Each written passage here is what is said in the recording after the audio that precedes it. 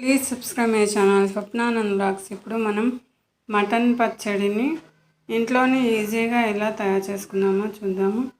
నేను ఒక 500 గ్రాముల మటన్ తీసుకొని నీట్గా కడుక్కొని నీళ్ళను వంచేసేయాలి. వంచేసిన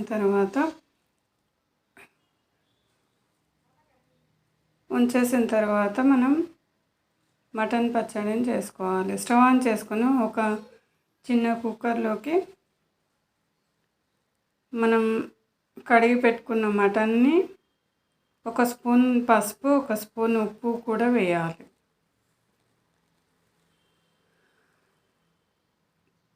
నేను తీసుకున్న 500 గ్రాముల మటన్, ఒక స్పూన్ పసుపు, చిన్న స్పూన్ అయితే 2 స్పూన్లు వేసుకోండి, పెద్ద స్పూన్ అయితే 1 స్పూన్ అయితే సరిపోతుంది.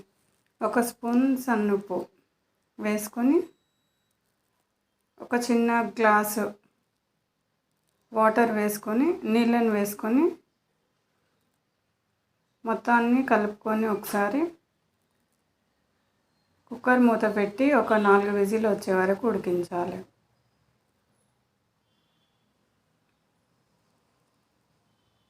ఎందుకంటే మటన్ తొందరగా ఉడకాలంటే ప్రెషర్ కుక్కర్ అయితేనే తొందరగా ఉడుకుతుంది. మనం గిన్నెలో వేస్తే తొందరగా ఉడకదు. కాబట్టి ప్రెషర్ కుక్కర్లో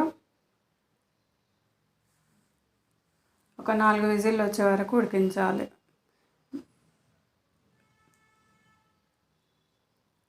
ఉడికిన తర్వాత ఇలా రెడీ అవుతుంది. తర్వాత మూతను తీసి ఒకవేళ నీళ్ళు ఉంటే నీళ్ళు మొత్తం అడగంటే వరకు స్టవ్ ఆన్ చేసుకొని మూతను ఉల్టా పెట్టి మొత్తం నీటిని నీళ్ళు లేకుండా ఉడికే వరకు ఉడికించాలి.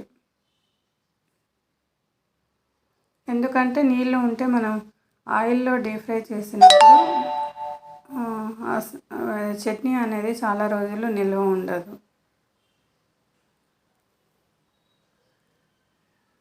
ఒకసారి ముక్క ఉడికిందా లేదా చూసుకోండి.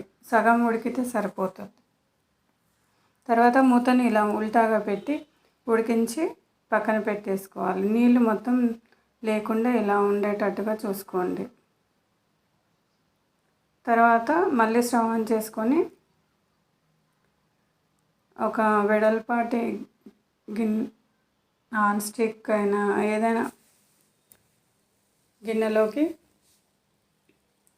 చిన్న కప్పుతోటి 1.5 కప్పు నూనె వేసాను.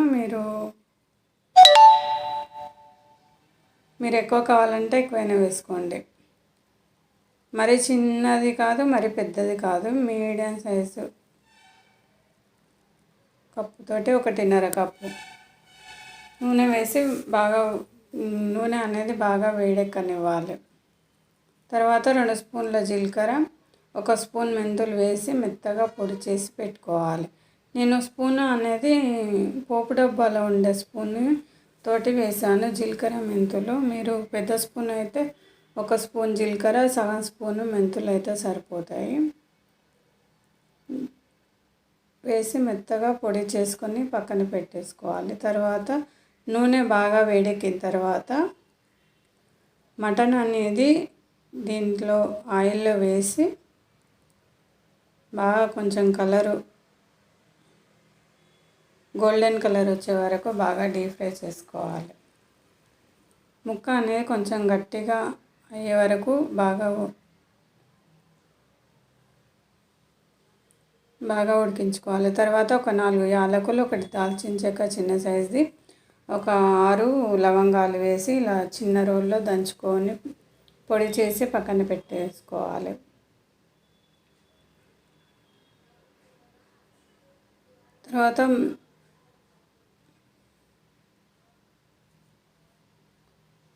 తర్వాత మటన్ అనేది కొంచెం కలర్ వచ్చే వరకు బాగా ముక్క అనేది గట్టిగా అయ్యే వరకు చూసుకొని, మరీ గట్టిగా ఉండొద్దు, మరీ మెత్తగా లేకుండా కొంచెం కలర్ వచ్చే వరకు ఉడికిన తర్వాత స్టవ్ ఆఫ్ చేసుకోవాలి.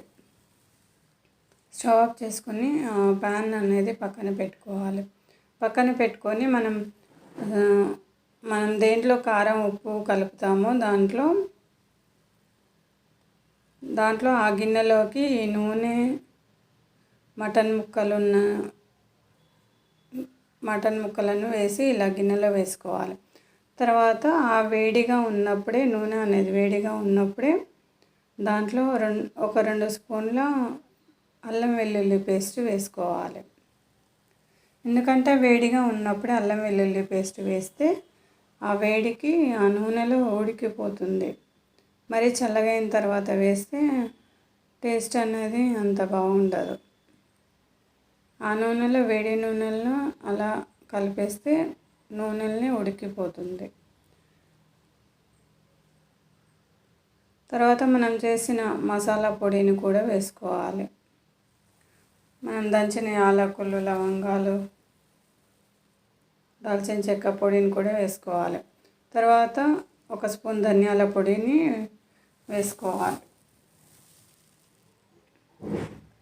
తర్వాత కారం, ఒక 4 స్పూన్ల కారం, ఒక 3.5 స్పూన్ల ఉప్పు వేసుకోవాలి. మీరు తినేదాన్ని బట్టి, స్పైసీని బట్టి వేసుకోండి, కారాన్ని బట్టి వేసుకోండి.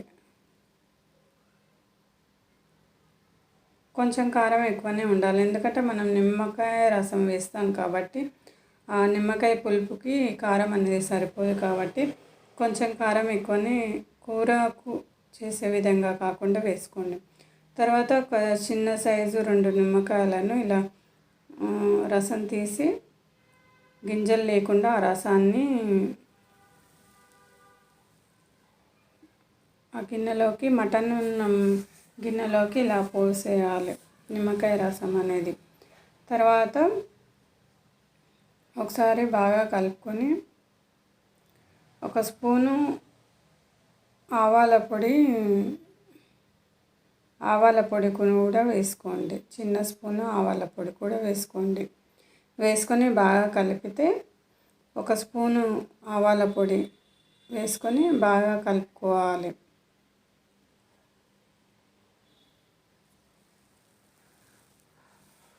కలుపుకుంటే మనం చేసిన మటన్ పచ్చడి, మటన్ పికిల్ రెడీ అయింది. చాలా చాలా టేస్టీగా ఉంటుంది. ఒక్కసారి ఇలా చేసి, నేను చేసిన విధంగా చేసి కామెంట్ చేసి చెప్పండి. Thanks for watching. Like and share. మీ ఫ్రెండ్స్కి, రిలేటివ్స్కి షేర్ చేయండి.